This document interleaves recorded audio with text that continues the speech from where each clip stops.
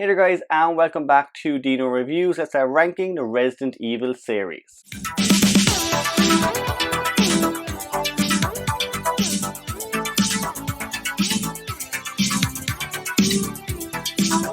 So recently enough, I got done rewatching each movie in the Resident Evil series. I did a review of all 6 movies, but I kind of wanted to finish it up and do my own ranking of the series. Now, I will also be going back to my decade series at the end of the month. I think the next one we're going to do is the 2000s, and I'll give you my top 10 on that. But for now guys, let's jump into the Resident Evil series. Coming in at number 6 is Resident Evil Afterlife. So for me guys, this is by far the worst movie in this series. It doesn't really feel too much like a Resident Evil movie, but it's also chock full of terrible CGI. The film itself, I've always said, is kind of a filler movie, and if you skip this one, you probably wouldn't miss out on too much. As well as that, a lot of plot points that were set up in the third movie are completely destroyed in this one in the opening scene. So with the third movie, we were kind of introduced to Alice and her army of clones. Now right at the opening of the film, the first kind of 15 minutes of the movie, all of those clones are destroyed and that whole plot point is just forgotten about. As well as that, Alice loses her powers pretty quick into this movie, so again another plot point that was set up is destroyed. With the CGI, my main issue with the film is there's just too much CGI and it comes across as way too fake. The CGI in the movie, it's not the best. I know they had a big budget, but I'm not sure what they spent it on. The movie did get released in 3D, so I know they were thinking a lot about 3D effects and stunts, but it just doesn't get pulled off too well on screen. Other issues I have with the film are the characters themselves, so particularly Claire Redfield and her brother Chris. This is their first time on live action meeting on screen and they completely messed it up.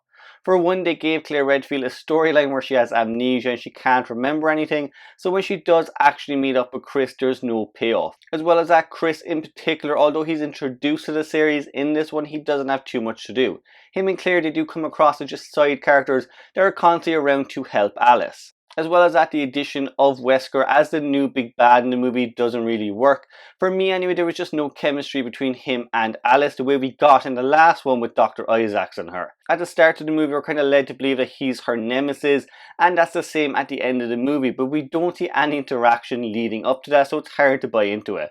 Overall, I honestly do think this is more of a filler movie. It is chock full of terrible CGI and editing and really boring characters. Next up, coming in at 5th place, is Resident Evil The Final Chapter. Now this movie, it is the last one in the series, and honestly it actually went down with more of a whimper than a bang. A lot of that has got to do with the many plot holes in this movie. They kind of rewrite the entire history of the Resident Evil series and none of it makes too much sense. Certain characters are replaced by other characters with the same storyline and the same backstory. As well as that, we don't get too many returning characters for the last entry. We do get Claire Redfield, and again she doesn't have too much to do. She is just kind of there constantly to support Alice. Speaking of Alice, she does an incredible job in this movie. Again, Mila Jovovich gives everything she can to the movie to finish off the series for good, but there's just not too much meaty material. There are other issues with the movie, such as the editing and the lighting at times is extremely sloppy. They do return to Raccoon City, they go back to the hive where everything begun. So I liked all of those ideas in the movie, just the way they're pulled off, and the twists and turns especially that come in the later part of the film don't work too well. Coming in at 4th place is Resident Evil Extinction. Now I will say guys, this one has actually grown on me throughout the years. There was a time where I didn't like this one too much, but looking back on it, I actually do appreciate much more. Particularly the cinematography in this one is probably the best in the entire series. You do kind of get a Mad Max vibe to this one. It's an apocalyptic wasteland and that works for the film. It's a good evolution of the storyline. As well as that, we get the kind of back and forth between Dr. Isaacs and Alice, and that for me is the gel of the entire movie. Their chemistry on screen works extremely well. The stunts and the action set pieces are actually all quite good. Yes, there's a few here and there that don't work too well, but overall, it's a really solid movie. As well as that, the BOWs in this one, we get the Tyrant, we get the birds. There's a lot more going on. The dogs themselves are also greatly improved from the last 2 movies that had become before it. I've always looked back on this movie and seen it as a great capper to a trilogy. If they had left it here, it would have actually been a better series overall in my opinion. Coming in at number 3 is Resident Evil Apocalypse. There are a lot of issues with this movie, I will say that first, but for me I've always loved this one. I think particularly because it's the closest we've ever gotten to the games. It of course has Jill Valentine, and we also get the Stars members in there. We get Raccoon City, so you get a lot of stuff you love from the game series. So for me, I think it's more of a nostalgia thing why I like the movie. It definitely has its issues, such as Nemesis. He, looking back on it, looks absolutely comical. He doesn't work. The practical effects and the makeup on him in particular are absolutely awful. At the same time though, this feels the closest to the video game series out of the bunch, and I like that about it. I also think the storyline works really well, the way they're trying to get out of Raccoon City. The action as well is scaled up dramatically compared to the first movie, which I did like.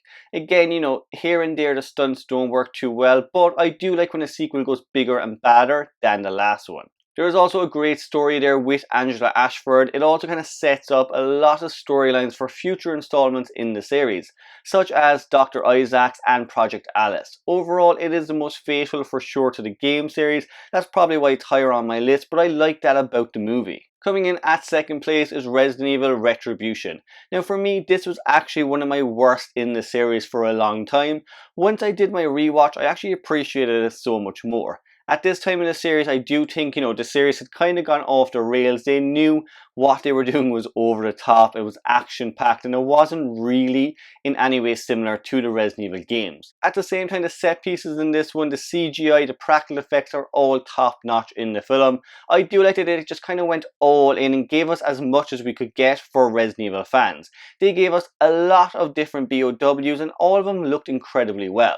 As well as that, we had a lot of returning characters, both from the series and from the game series. We had Leon Kennedy in there, we had Barry Burton, we had Ada Wong. So it was kind of a game series fan's dream come true. Yes, it doesn't really represent anything from the game series, but at the same time, it was cool to see all of that on screen. I would absolutely describe this movie as a guilty pleasure. It is over the top, it's outrageous, and it makes absolutely no sense, but it's a movie you can turn your brain off on and actually enjoy it.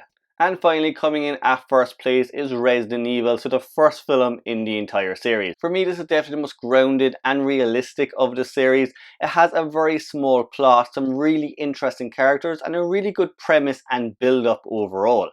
First half of this movie, you know, it is an all-out kind of horror movie. The second half does tend to go into a little bit more action. We get the whole plotline with the Red Queen down in the hive, and although it is its own story, it definitely reminds you of the game series. You know, you do get little notions here and there, little kind of Easter eggs throughout the film. I like the characters in this one as well. You do spend a lot of time with these characters. You kind of find out more and more about them. There's a lot of the Umbrella Corporation in here. It's a scary movie, but at the same time, there's some great action set pieces. The movie also has a great score by Marilyn Manson, which really ups the ante at different points in the film. I also like the storyline with Alice and kind of finding out about her character. She doesn't remember too much of what's happened or how the virus got released. Those little things, you know, they do kind of pull you into the movie and you care about the characters in the overall series. This one is definitely scary. It has some really good jump scenes, but also has some great action pieces. There's not a lot of BOWs in this one, but for what you get, there is a good payoff. The Licker, as I said before, he doesn't look great looking back on it, but I'll always remember seeing him on screen and being fascinated by his character. So for me guys, Resident Evil, the first one, is definitely the best in the series. I do still at times kind of go mad that we didn't get that storyline get developed. They kind of went a completely opposite way in the end and kind of went down the action CGI route. But if I look back on this one, even as its own entry, it's a great one overall as a Resident Evil adaptation. But guys, that's just my own ranking of the Resident Evil series. As always guys, if yours are different, leave them down in the comments below. At the same time guys, my next ranking I'll be doing is my top 10 horror movies of the 2000s. So I will be doing that, I think, about the end of the month, so keep an eye out for that one. If you can guys, if you like the video, of course, let me know in the comments below. Make sure guys you follow me on social media and subscribe to the channel. And I will see you in the next one.